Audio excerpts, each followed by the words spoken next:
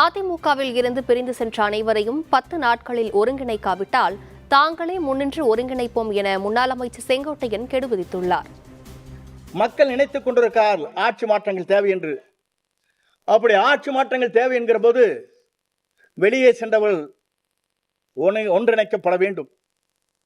அமைதியாக இருக்கின்றவளை நம் கழகத்திலே அவளை கொண்டு வந்து செயல்படுத்த வேண்டும்.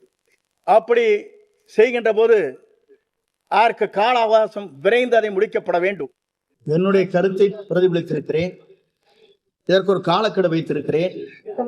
அப்படி நடக்கவில்லை என்று சொன்னால் இந்த மனநிலையே இருக்கின்றவர்கள ஒருங்கிணைத்து அதை வெற்றிகரமாக முடிப்பதற்கு நாங்கள் அனைவரும் முயற்சிகள் 10 நாள் காலக்கெடு முயற்சி ட்ரை பண்ணுங்கிறதா. முதல் ஃபர்ஸ்ட் வந்து நீங்க பேச்சுவார்த்தை 1 மாசம் வேணா நடக்கலாம்.